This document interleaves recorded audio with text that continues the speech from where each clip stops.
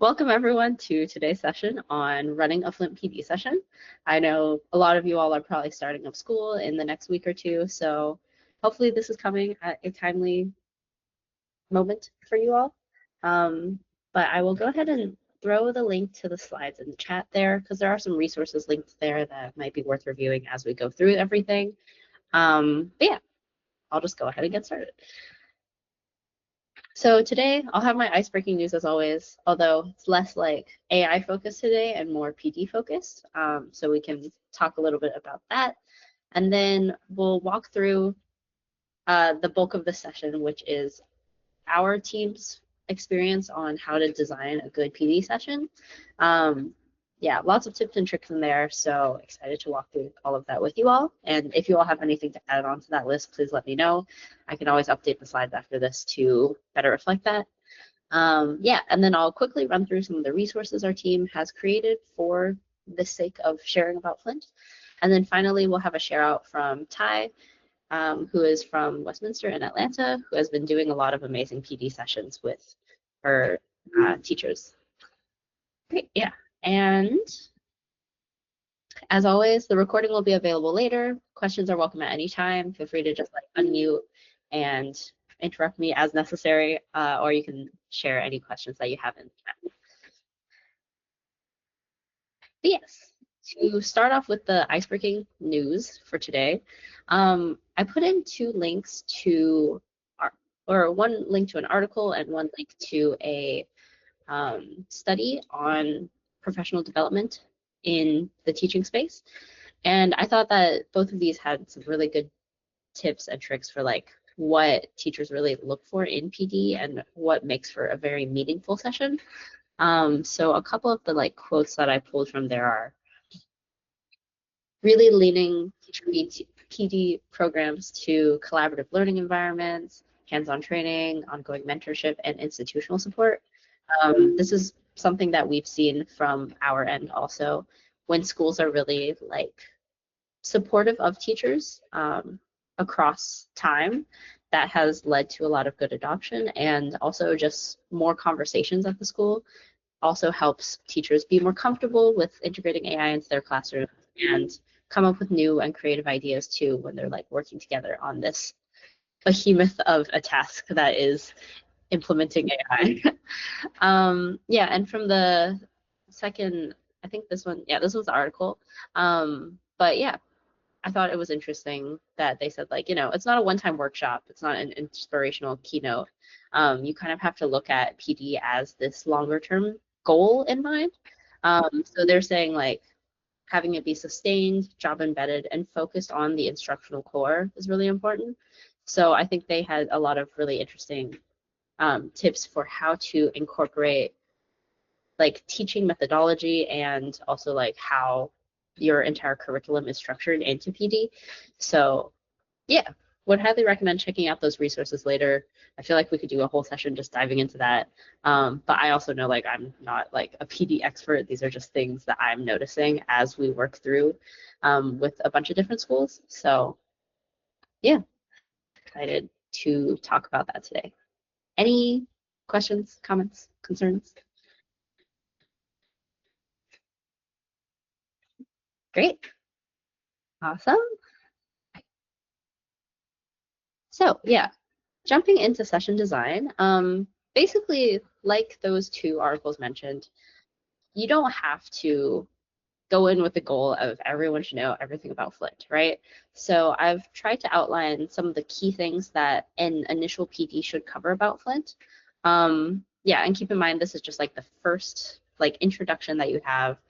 Maybe this is like a session with like all of the teachers in an auditorium. Maybe this is just like you send out a video to your teachers like, hey, this is like what we're getting into. But I do believe like after this initial PD, more continuing education on Flint and AI should happen. But from what we've seen, like what is like the baseline that teachers will need to get started with Flint and get excited and like actually start using it in their classrooms are, well, firstly, how to log into Flint, what the link to your workspace is, like make sure that that's set up for them, that they're designated as teachers in the platform. Yeah, how chats can help teachers. Yeah, you might not need to walk through this with your teachers if they're like already using ChatGPT or a different tool, but there are some teachers I know who have been hesitant about AI in general. So covering like really broadly what sorts of things AI can help teachers with when it's just like themselves and chatting with AI could be helpful. Um, and then I think walking through how to create and share a basic activity is key. That's like the bread and butter of our platform. So just like showing them how to use the builder chat, how to preview it, and then where they can get the link to send to their students. And then it would be cool if you have like a mock example of student responses to show teachers. So like showing them like, okay, what does it look like when you're looking through the student's transcript?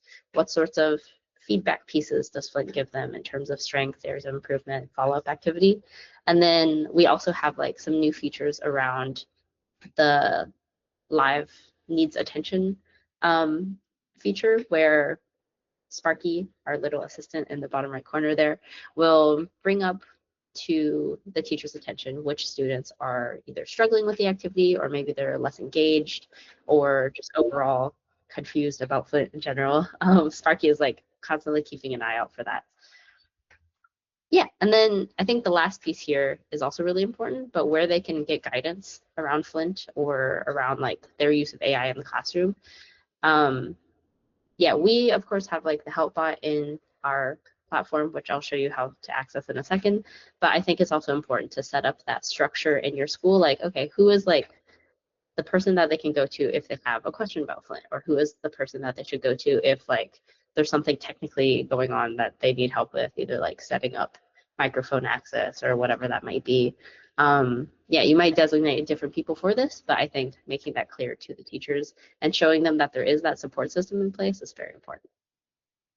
Yeah. Any questions there or anything anyone wants to add?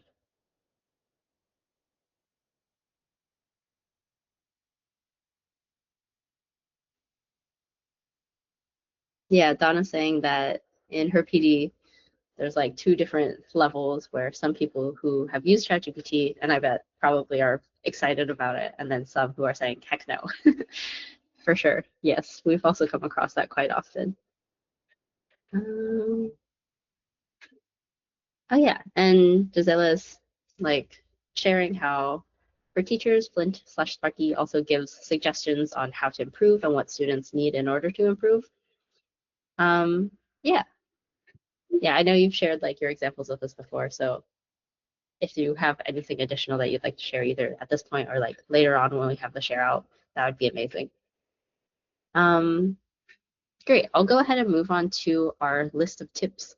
Um, the first of which is you kind of need to get your faculty on the same page about AI. And I know this has like been a continuing thing ever since generative AI really hit the scene years ago. But I think like a shared understanding of at least what AI is and how it works is really needed to set that baseline for better conversations about how to actually use it in the classroom. So yeah, I know a lot of schools are like working on establishing better AI literacy, working on a school policy. I think those are like the two main things that are really critical in this aspect. The AI literacy piece, of course, like being able to drive informed conversations about AI and how it should be used, and then the policy piece of like how does your school approach AI and what is allowed and what isn't, just to clear up any sort of confusion that might be there, because if there is confusion, both the teachers and the students won't be as willing to explore and like they don't want to like cross any boundaries if and they don't want to cross any boundaries, and if they don't know what those boundaries are, that will honestly lead them to be a bit more conservative with their exploration. But yeah, and then also on this note, I think acknowledging their concerns is really important. So I linked an MIT study there that we talked about a couple weeks back. But the study talked about how AI has been shown to like decrease the critical thinking of students when they're like using it too readily. So yeah, and I think that is like a valid concern of many educators today. But I think it's also interesting that the study mentioned like there are things that you can do in how you implement AI to reduce that problem with it. And so I think like showing them this or something similar, and really acknowledging that like, hey, AI is kind of like a double-edged sword, but we need to both look at how Flint is different and also talk about how to leverage it differently in order to come out with the learning outcomes that we want. Yeah. Yes, and Gary is saying establishing an AI policy is important so that teachers and students have an important understanding in your community of what, how, and intent of use that AI is allowed at the school. Very true. Yeah. Yeah, and Taya is saying stressing the privacy guardrails of Flint are also key in those beginning PD sessions, explicitly pointing out how you can use student info in Flint and but not in other places. And I would add onto that like copyrighted stuff. You can put it to Flink because we're not sharing it with any model training companies and we don't train our own models. Yeah, that should be reasons why they should like lean on a more secure platform like Flint rather than like other free platforms out there that are using your data. Yeah, cool. Did someone raise their hand just now wanting to add something? Okay, yeah. I know like tip number one sounds like a lot, and it kind of is, but just know like you don't have to like, it's also a process over time. You don't necessarily have to like do this first before showing Flint. Sometimes having a platform to like have those conversations centered around and like that common language, as some educators have put it for me, can be really helpful as they're starting to fully think about what AI means for the future of education. Great. Okay. So the second one is to customize to your audience. And I know Donna was touching on this earlier about how like she has like these two different groups of teachers with different sentiments towards AI, right? So I think this customization has multiple different axes, where, you know, of course you want to like show examples that are relevant to a teacher's subject or grade level. I know a lot of people come to me asking like, oh, how can we like specifically talk to lower school teachers about AI versus like that's like so different from upper school. And like, yeah, AI is like built on a large language model, so it's like really good for humanities applications. And then you might need to have like separate, or at least address like the STEM applications separately because there's like some limitations there still. But yeah, so I think like I've seen some schools like have department or group breakouts based on these sorts of groupings of teachers. But I've also heard of the benefit to like doing that first and then having people actually talk proactively with other people who might not share their department or might not share their grade level of teaching. Um, yeah, and I think like that is like room for more creativity and room for more discussion. But yeah, some common like methods of reflection and discussion in this space that I've seen at least have been to like conduct surveys. You might want to do this like post PD, but you could also do this during the PD. I know one tool that I've used even in these campfire sessions is Mentimeter. It shows you like live results from people like responding to the survey. Yeah, and then I've also been in PD sessions where there's like a glows and grows share out after teachers have started to play around with Flint, or even just thinking about AI in general. So I think anything that you can do to make it feel like everyone in your audience is included is very important, just like a typical like PD best practice kind of thing. But I do think that AI, because it has so many different applications, this is kind of difficult to achieve. So I think thinking intentionally about this is very important. Um,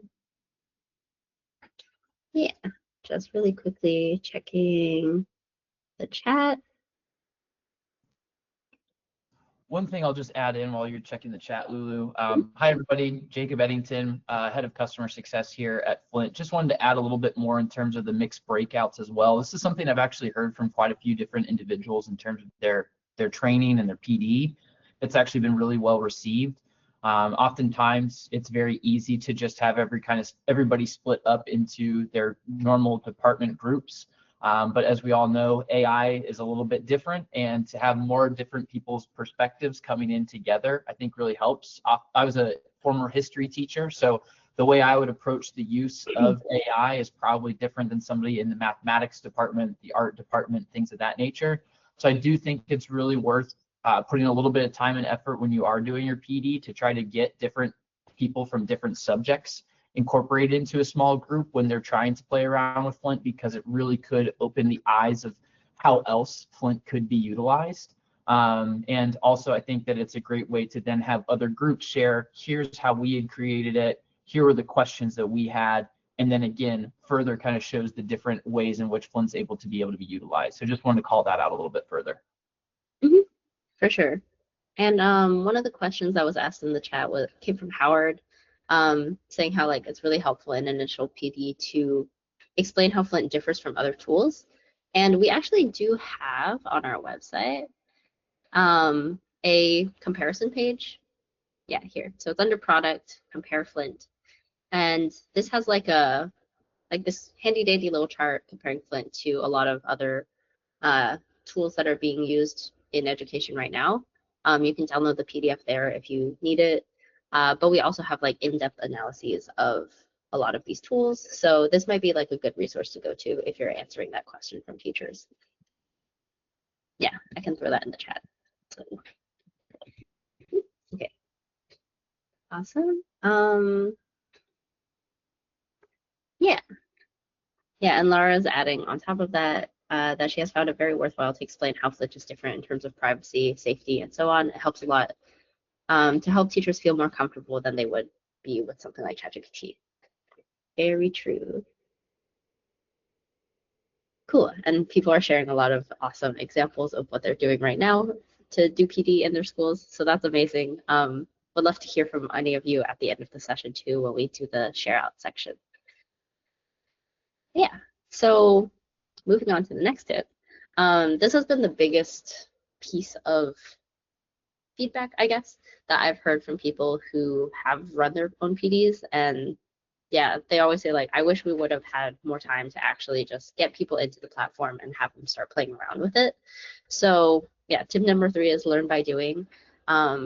This can either be, having built-in time for teachers to actually start creating in Flint, then they can walk away with something that's ready to use, or at least a work in progress.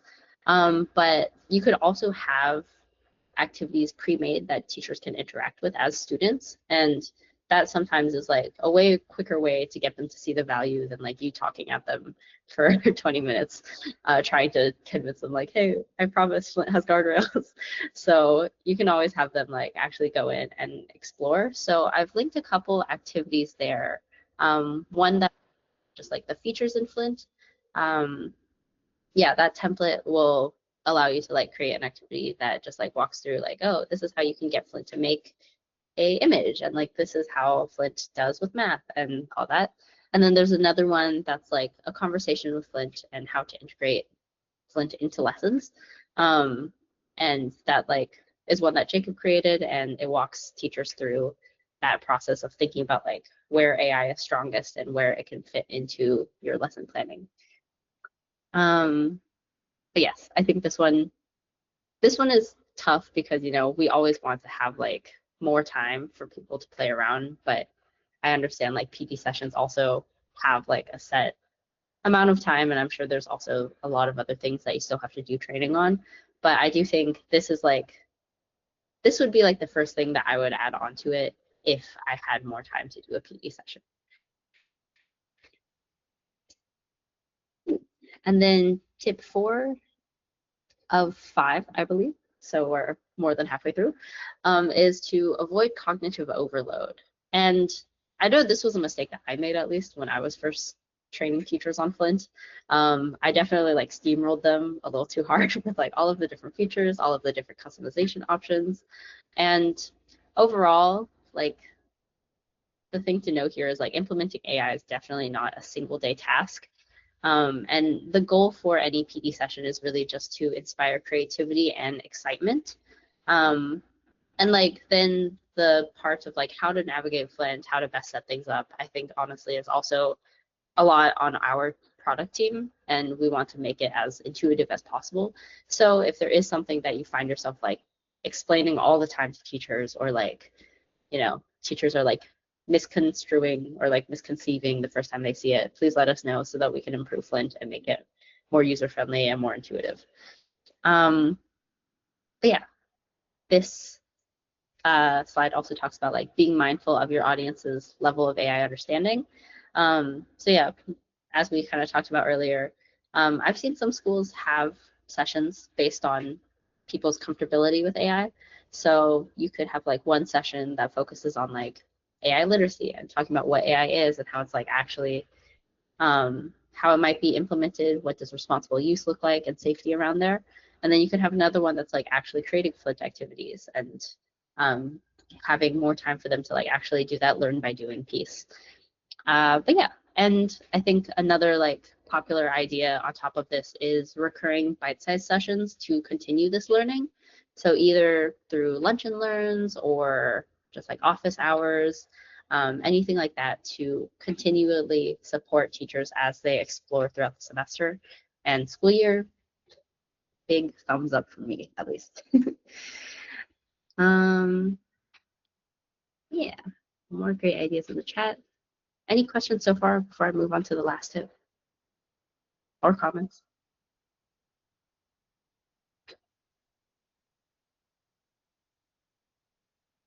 Great. All right, so the last thing here is to highlight your all-stars. For most of the schools that we work with that have this widespread, super strong adoption, a lot of it has come from word of mouth. So I think giving the teachers who are really like eager to explore an opportunity to have that platform to present to their colleagues.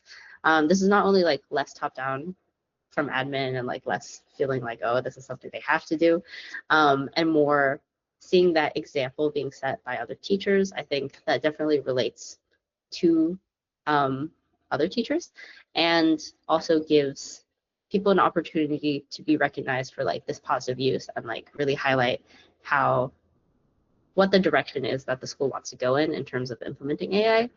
So yeah, I think that where you can do it is amazing. I've seen schools do like raffles. I've seen schools like let teachers come and like do like a highlight of what they've been working on. But overall, I think supporting more collaboration in this aspect is the goal here. And something specifically that you can do here is encourage people to start building out activities and sharing them to either the public or the school library so that other teachers at the school don't have to reinvent the wheel and they can be inspired by everyone else's activities that have been created so far. And then one thing I would mention here is like this highlighting can also be your students.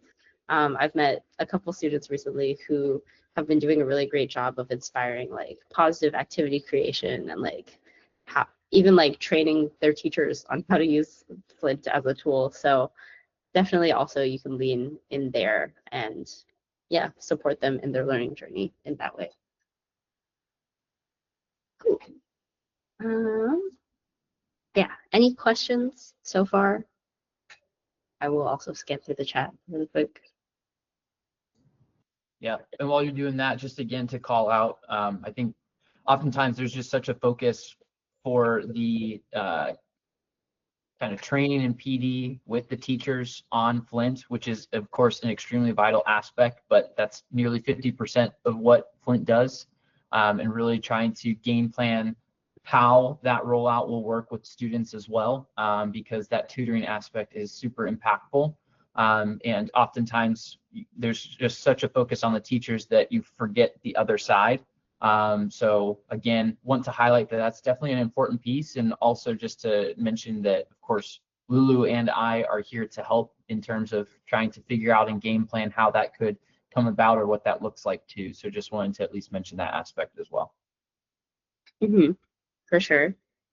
Yeah, and Ryan asked in the chat, advice on how to address the what PII or what like information is okay for teachers to put into Flint and like give them context on or confidence so that they know like that they're not breaking the school's rules or like putting students at risk would be.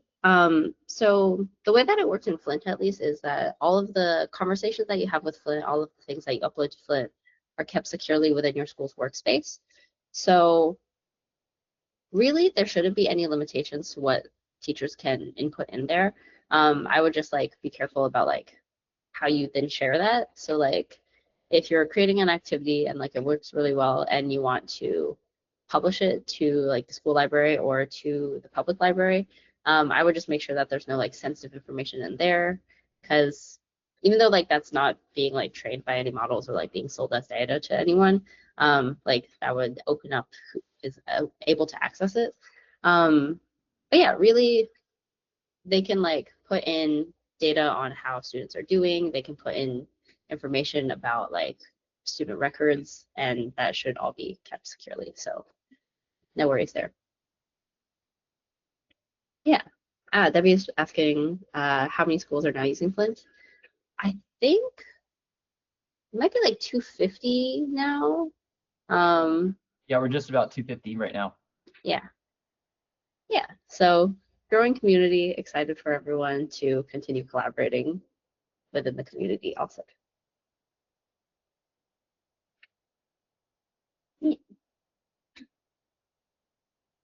Yeah, and Jacob is saying that yeah, mentioning that Flint is GDPR compliant helps. Yeah, we're GDPR and COPPA compliant and also FERPA aligned. So if anything like that means anything to your teachers, that could also be helpful to mention. Yeah. Yeah, and Laura saying at Kincaid they're actually encouraged as teachers to use Flint to help write report card comments. Cool. Okay, I will dive into the resources section then. Yeah, I know this session has been a bit more of like me talking at you rather than showing various products, but I will jump in and show you a couple things here now. So yeah, this resource section is just one slide, tried to condense it a lot, but we have some resources for AI in general and then for Flint specifically. So you all may have seen, but we do have AI literacy courses, both for teachers and students, and level 3, which is like the section of the teacher course that is specific to Flint. Should be coming out this week. I'm in the process of filming the videos for it, so hopefully everything goes smoothly there, and then we should have it by end of week. Yeah, and then we also have an AI policy library, which I can show really quickly. So that's also on our website under solutions. And here is a collection of various like AI policy documents or AI usage documents that schools have willingly shared with our team and allowed us to share with you all. So yeah, like touching on Ryan's question earlier about like what sort of language that you can use to like show teachers that like what is okay and what isn't, you might find some examples in here that could um, help you with getting some ideas on how to structure that. Yeah, and I will be adding more to these soon. I asked a bunch of schools like if they have anything to add, and I know a lot of schools are like trying to update their policies before the school year starts. So hopefully like right after the school year starts, we can also add more examples in here. Oops. Gisela is asking if you need to pay for the courses. You do not.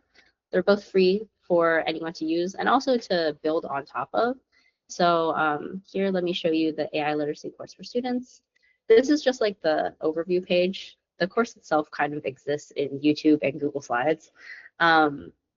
But yeah, we like walk through what's included here.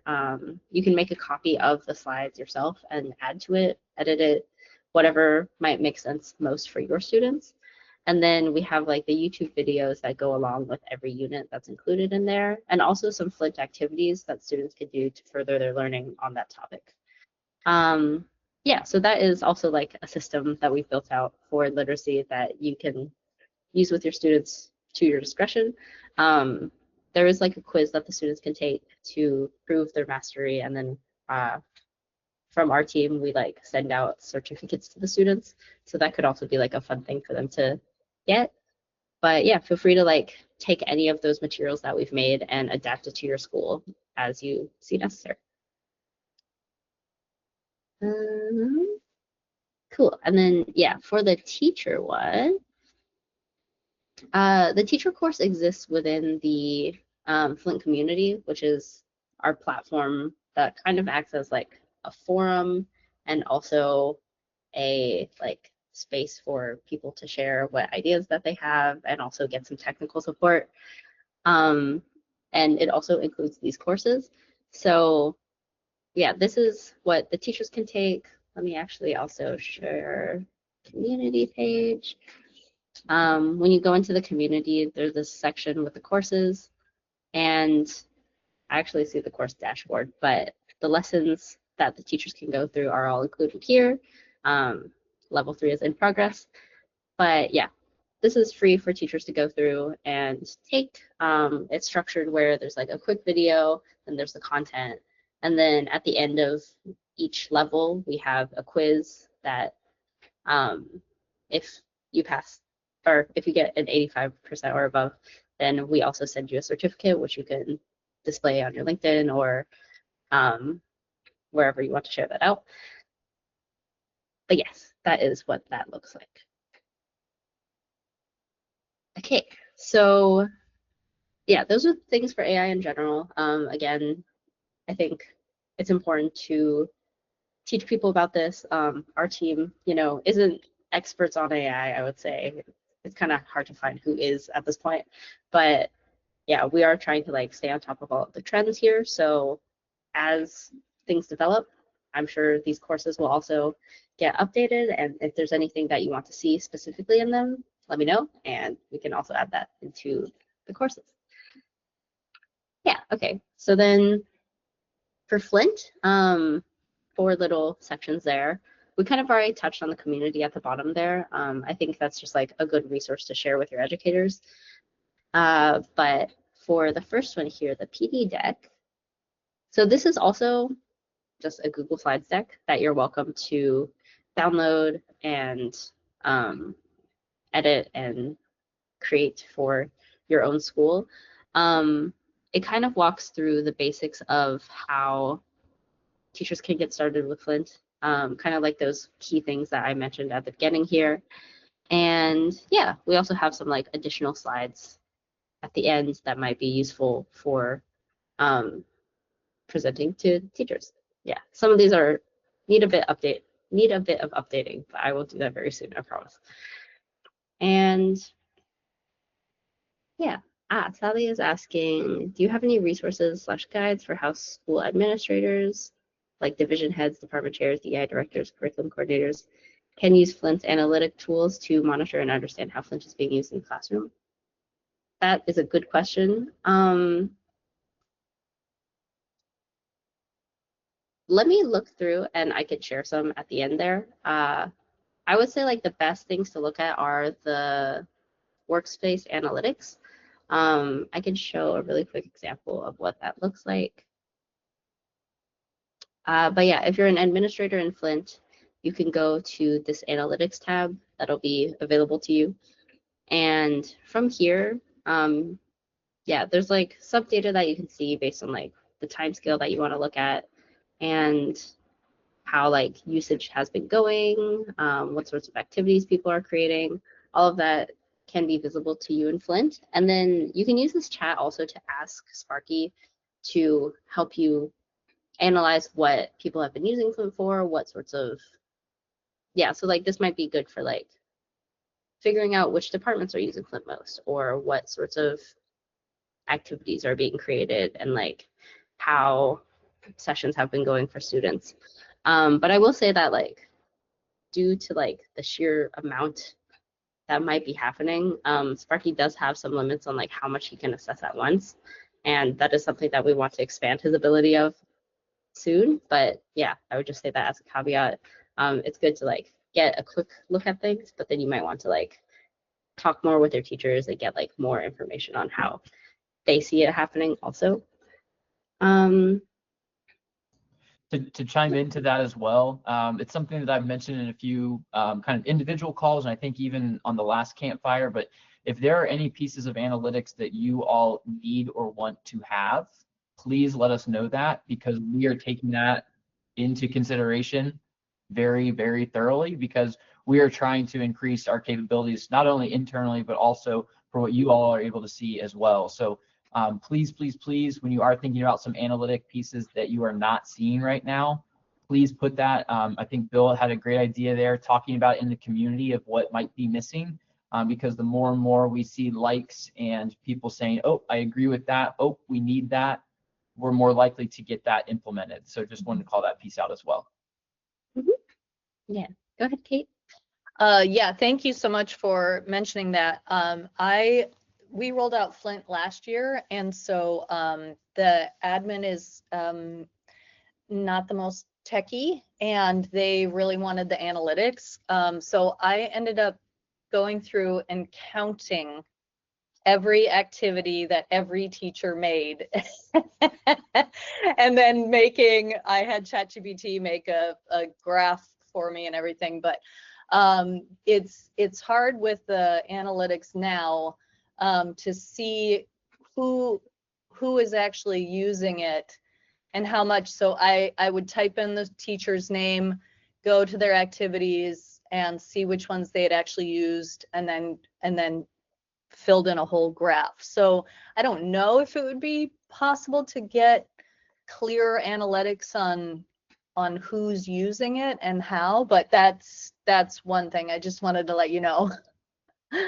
No, that's great. That's great feedback. I mean, one thing that we've also been hearing as well is the differentiation of teacher to student. That's kind of another layer that's not necessarily visible at this time. Yeah. And it's a key piece even for myself, because again, as I highlighted, teacher usage is only 50% of the usage, or it's 50% of what makes up Flint, I should say. So making sure that we understand that, especially for ACT prep, IB classes, and those giant exams that are taking place, those students should be utilizing Flint as a tutor.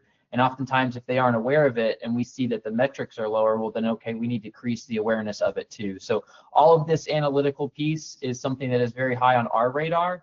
I'm happy to hear that it seems like it is on everybody else's. Yeah. So definitely give us that feedback too. Definitely going to take that away, Kate, and take that to our team as well. So I appreciate you calling that out. Yeah, and the student part too. Yes. So thank you. Yeah, thank you. And then really quickly, before we move on to the share out session, Bill asked if there's a way for teachers or administrators to see who has completed the different courses. Unfortunately, not at the moment, because we don't have like the it's like not integrated into Flint. It's like kind of a standalone thing that our team is doing. But if you do like roll it out with your students and you want to check like who has made it, I'm sure I can pull that data for you. So just reach out to me and I got you. Great. Okay. So yes, and then really quickly also to touch on in the Flint platform. This is where you can find the school and the public library. It's in the bottom left-hand corner. School library are activities that you can share with just your workspace. So yeah, just other people at your school. Public library, this could be like a good place to point teachers who are like looking for inspiration, or if they want to find something ready to use. Though I think more commonly teachers will like find something here, make some tweaks to it, and then apply it to their classroom. So yeah, this is also a great place to look. They can filter by category and whatnot and look for specific types of activities. But I think on the piece of how to support people as they start to explore and might have questions, of course, like I think making yourselves or someone at your school available is important. But also if there's any like technical questions about Flint or feedback that they have for our team, you can let teachers know that they can go to this learn more about Flint and then click on help. And then this will open up a chat where Jacob actually monitors this and will answer any questions that our little AI helper can't get to. But This AI helper in here, his name is Finn. It has access to all of our all of our documentation from our help center. So this is like a great place to go to get like a quick answer about something if needed. Great. I will add to that too that it's all based on articles we've developed, and it usually will cite those articles too. So if more context is needed, it can go there. And again, this is another circumstance where if there is something missing, those chats are the things that we are observing and monitoring. So if there is additional context that needs to be added from one of us, we're able to do that. But also if there's something that is maybe missing that we need to create a new article on, we're able to do that as well. So again, a lot of ways for us to be able to make sure that we're getting you the resources that you need. Exactly. Yeah. Cool. Okay. That was all that I had. Oh, this should actually say share out, but yeah, I invited Ty today to kind of share what she's been doing at her school with PD. So feel free to take it away, Ty. Thanks.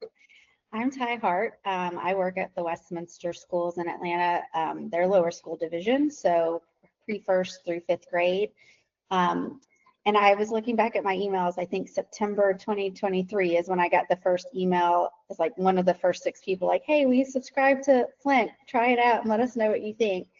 So I can kind of just go through a little bit of a timeline and say what did and didn't work for us for successful PD. And I think a lot of the tips that Lulu shared out at the beginning, like I wish I had had those at the beginning. I think I got to those points, but just a couple of share outs. Like I started sidling up to people after I had tried out Flint, and I went to the people who I knew would be the excited ones. So I would go to the hallway like, hey, do you have 5 minutes for me to show you something cool?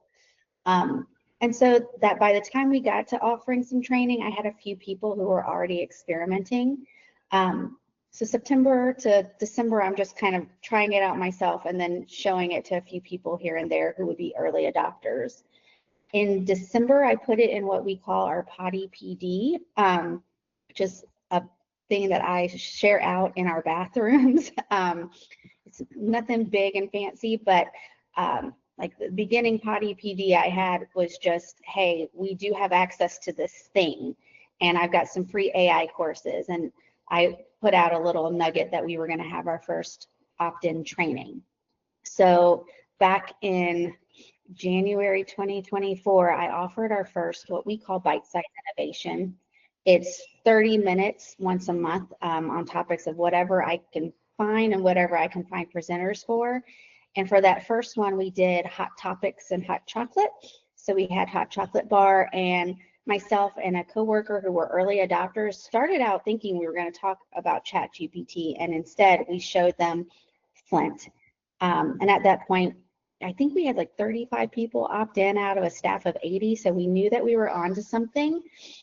From this, we actually, I will say the first PD we did was, or this first bite-sized innovation we did was about getting into Flint and then how to prompt. Because at that point, it was all about like, oh, we're going to have to become prompt engineers and we're going to need to know this acronym for doing it. I find that nowadays we don't have to focus as much on that. But again, we were early adopters, and so we were seeing where we were going. From there, I think Lulu has a link to these folders, so you're welcome to see this, but we had a November faculty meeting, so like, you know, almost a full year later, that's when I started getting people more interested in asking for training. At that faculty meeting, again, we just got everyone signed in, and we kind of did some parallel teaching where people who had already been playing with Flint came to the side with me. I introduced them to activities at that time and also took some time to talk about the environmental impacts of what we were doing and how it related to our playing, because I wanted to make sure we were being ethical, responsible users.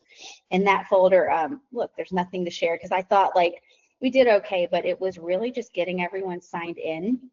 And it didn't build the best, like the just sign in and get there didn't provide the best impetus for people to go out and try on their own. So we kept going. At that point, we came together as 3 divisions of lower, middle, and upper school and said, hey, how can we make this a full package deal? So we did a couple of opt-in trainings. When we had school-wide PDs, we offered some various levels of like, hey, intro to Flint, Flint activities. That we actually packaged it as Flint teacher facing, Flint student facing, and then we also had a third level that was, AI outside of Flint. So everything was going well. We were getting a lot more opt-in, and at least people knew how to sign in if they were trying to sign in. But I have to say, like, we got good like later in the year, and true to what Lulu was saying, like having people really try it out was the best. One of my better PDs was in December. We offered it was a lunch and learn, but it was also through my bite-size innovation, and we did it with Little Debbie's snack cakes, so people could pick up their lunch in the lunchroom and then come and have dessert with me.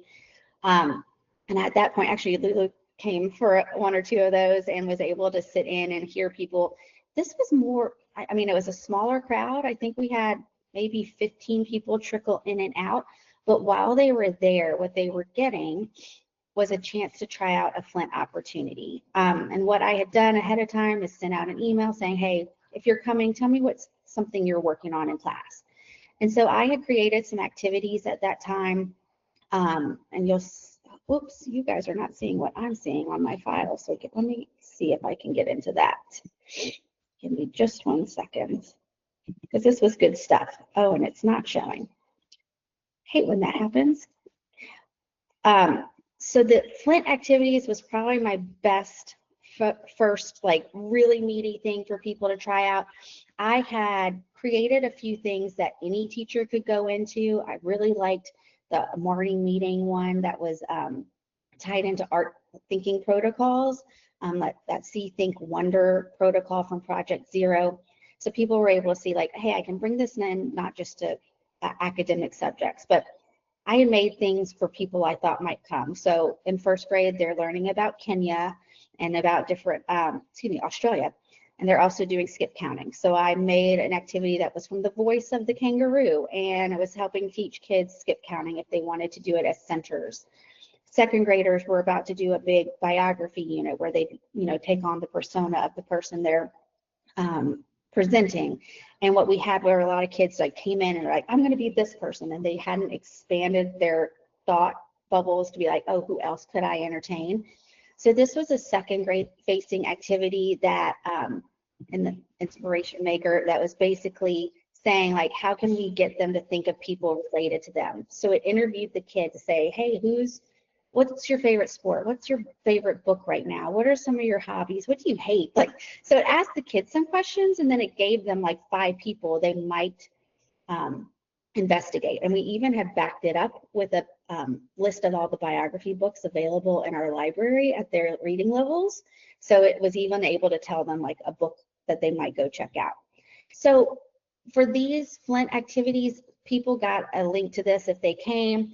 They could click on the QR code and actually play as if they were kids in the activity. But this was at a point where not all my prompts were shared. Like Flint has gotten better and better where you will be able to see this, but the teachers could actually see like how I had built the activity.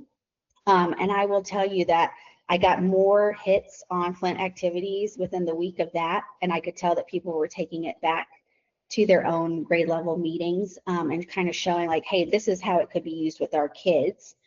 And then I even got a teacher came in and said, hey, what we're using ChatGPT the most for is like creating our own little decodable books. So I sat with them right there and said, hey, I can create a Flint activity for teachers. And it'll ask you the questions like, what level reader do you want? How many lines of text per page?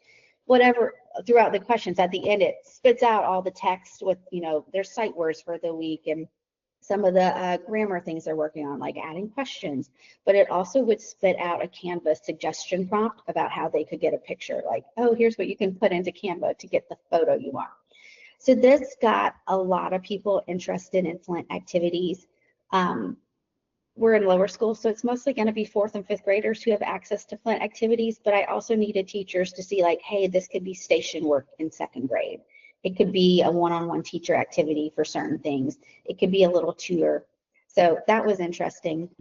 And then the next thing, I will say probably the best thing, if I had to go back, I wish I had started with what I did at a faculty meeting in February of this year. I didn't have a lot of slides. I didn't have a lot of hoopla. I literally made like one slide of like, hey, this is what Ty's going to do with you today. Let me see if I can pull this up right now and share it. So this was my slideshow. It is the shortest slideshow I've ever done. And with the teachers, let's see, I just said, hey, today we're going to do some lesson planning and content creation. I signed on in front of them. And then I just stopped and I said, I did it kind of like, guess, whose line is it anyways? Or kind of like an improv show. I said, hey, somebody tell me an email you've had to write to a parent lately. So we put in, somebody had peed their pants and they needed like extra clothes left at school because it was a problem. It was very funny for Flint to create a conversation like that. So at first we had it created in a very formal manner, and then we had it created in a playful manner. And then someone goes, what about, have it do it in, I forget what they said, like 1920s gangster. I mean, like it was just kind of like throwing stuff out, but we were showing in real time how flexible and agile the Flint was. We even got up there, I had teachers fill out surveys ahead of time. So I was able to upload the Google form information. And I said, hey, describe how Flint acts based on people's favorite TV shows, because that had been a question. So we get Seinfeld explanations. We got, White Lotus explanations, but people were able to see how something they had put into the form auto-populated in a way I could explain AI to them. So for that, I actually had a little list and I had put files on my computer ahead of time so I could easily like import, some of our SST information. I showed them how I could create a 10 problem math worksheet about multiplication word problems, but we could add in things like, can you make 3 different versions of this for my on advanced, different levels? Could you add something for the kid who likes dragons? Could you add something for the kid who loves sports or soccer? And they were able to see how with a really good Google form from the beginning of the year, they could create 20 of the same worksheet, but each of them be individualized for the student. So I had a little checklist of things I wanted to make sure to show them. After I had done the demo, I put up this, hey, did I show you things? Like I wanted to make sure that they knew how to do a shift and return to get a new paragraph or a new line. I wanted them to be able to see that they could use the microphone and how to access past sessions. So I had a kind of like a little checklist built in, and then I had hey, you can go and play. I will tell you, and this speaks volumes, because our faculty meetings are 3:45 to 4:30. It was the only faculty meeting I can remember in past that I had people staying later. Like you were like still trying to play, or hey, Ty, can I ask you this next? And so from there, I definitely got more invites to say, hey, Ty, we were thinking about doing Flint with this. Can you help us develop an activity? Or, more people were playing on their own, but they were more likely to ask me. So that's a lot of showing and telling. I can tell you, I put a couple more potty PDs in there. Like if Flint gets an update, I don't call on faculty meeting or talk at a faculty meeting. I put it up in the bathrooms because people are going to see it. So I try to do things. I don't send out emails. I really just stick to, like I said, bite-sized innovation for our opt-in. Faculty meetings, if we absolutely have to all see it at the same time. And the potty PD is like my passive.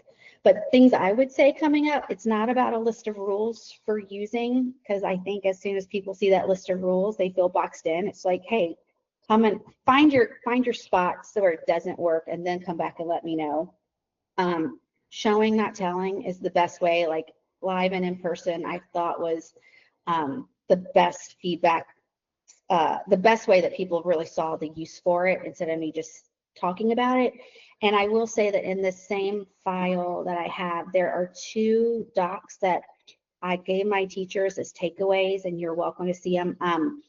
There is inside my most popular, the Flint Quick Tips Guide, kind of shows people the guides for like adding those line breaks and how you do voice input and things of that nature. And then the professional applications shows we made something as like lower schools, how you might use it for your own, for people who are like, I don't even know where to start.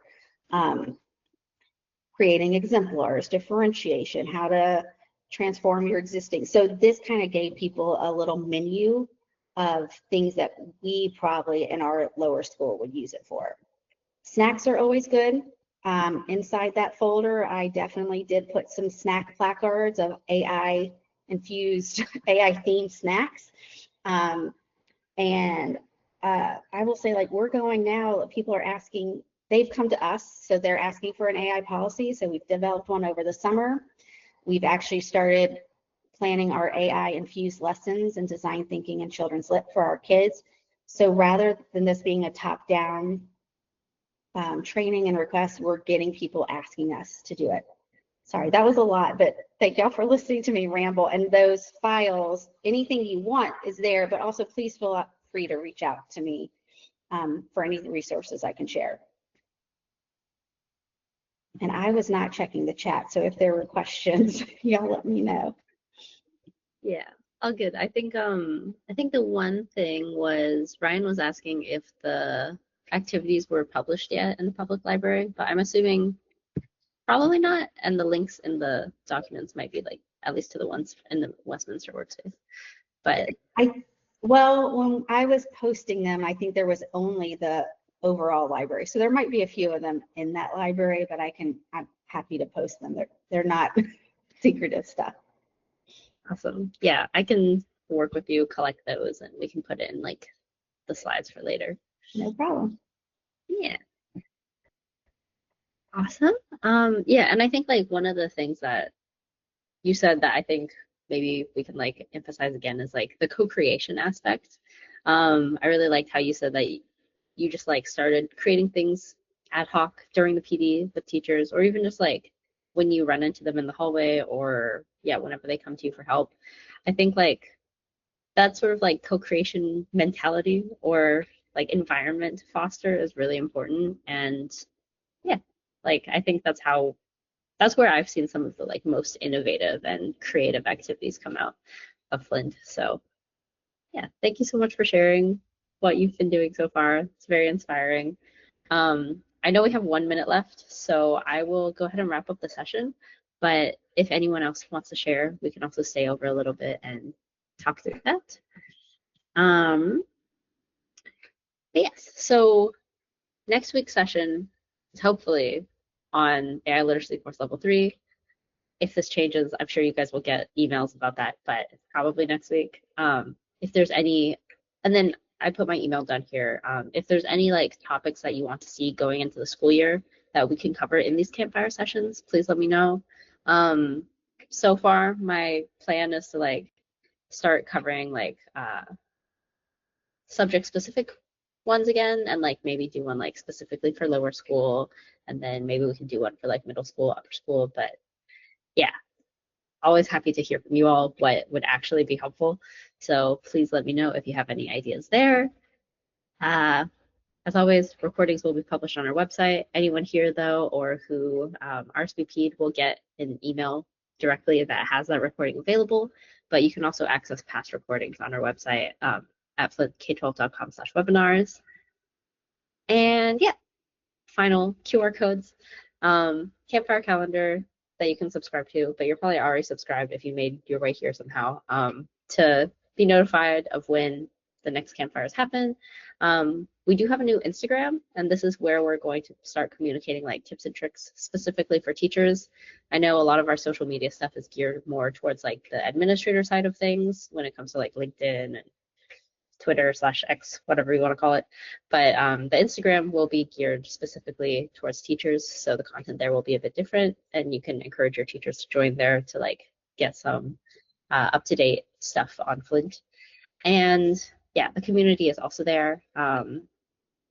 This is where, again, we have like the courses, but also a space for you all to talk amongst yourselves. Our team will chime in with various like product help stuff where necessary, but really we want to make it a space for you all to share ideas and tips and struggles.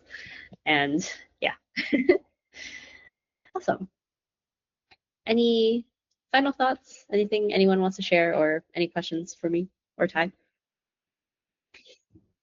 I'll jump in, but if people need to go, feel free. I'm not offended, but we rolled it out last year, and Tia, I did the same thing with finding people that would be interested to start. I really appreciated everything that you shared there. Ours was also grassroots, which I think it just has to be a lot of times for these tech things. We actually started it by testing it out in summer school as well. And so I'm a high school. And so I just thought maybe some people would want to hear the high school perspective on this. So we had people that absolutely loved it for summer school. And then we decided we would use it. And so I decided to do it one department per quarter. So I started with the English department because, you know, I knew they would love them. Also, a lot of them are quite techy. And so I would go into the department meeting and I would share what it was and show a few examples, and that was it. And then I said, follow up with me. And then I would meet with them one-on-one. I found was best because everyone's so individual in their needs for Flint or what they want to try. So then I would meet with them. A lot of the teachers really wanted me to come in the classroom to do the first class with them. So I always offered that. And quite a few of them wanted me to come into all their classes. They really needed the support. And then I did history. One thing that I noticed, which I'm curious if you all have noticed while rolling this out, the teachers that I thought would love it because they're so busy, like the coaches and people like that, I thought, oh my gosh, they're going to love this. It's going to make their lives so much easier. But all they do is look at it as one more thing to do. And so the people that I think it would really benefit often are the ones that are like, no, I can't even take one more thing on, which is such a bummer to me because I'm like, this would actually change your life. But I am struggling with those teachers that just are so overwhelmed. So then I did history and then world languages, loved it. So those teachers, they started spreading the word for me through the school. AP teachers love it. And then I did science. I think I've talked about this in one of the groups before. The chemistry teachers, we had a whole year of trying to use it for science. And it's not great at graphing and things like that yet. And so just be aware that if you're trying to roll it out with the science department, that no matter what prompt you give it, it's working on it. It's not quite there yet for some aspects of science. And then I also, for the newsletter, so that was funny, yours was bite-sized, ours is bite-sized but with a Y.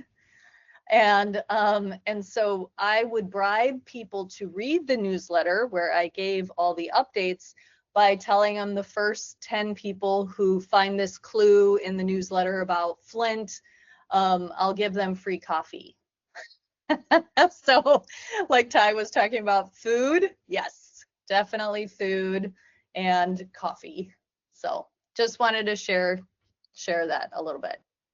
Yeah, thank you so much, Kate. And I think one thing that you mentioned was like how like kind of counterintuitive that maybe the busiest teachers are not the ones who jump straight into it. I think another counterintuitive piece that I've heard is like sometimes the power users that develop in Flint are not like the tech savviest teachers.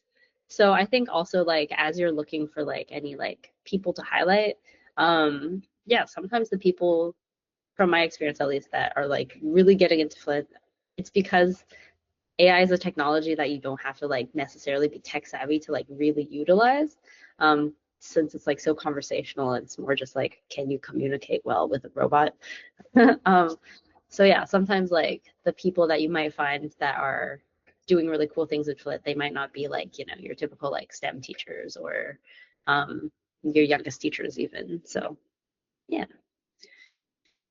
Awesome. Thank you so much again for sharing that. And Bill is saying, when a teacher or student deletes a chat in Flint, is it recoverable? I think so. For aiding with student issues, we do save any like chats that are flagged.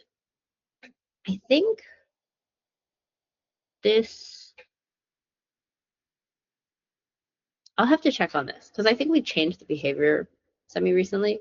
And I can get back to you on like what that is, but I'm pretty sure that we save at least the sessions from students that get flagged by Flint for like having any sort of concerns, whether it be like self-harm or otherwise. And I think we might archive everything else, but I will double check and let you know. Thanks for the question, Bill. Yeah. Cool. If there are no further questions or comments, I probably have to run to a meeting, but thank you all so much for joining me today. And yeah, I'm excited to see what you all come up with. Bye bye. Happy Monday.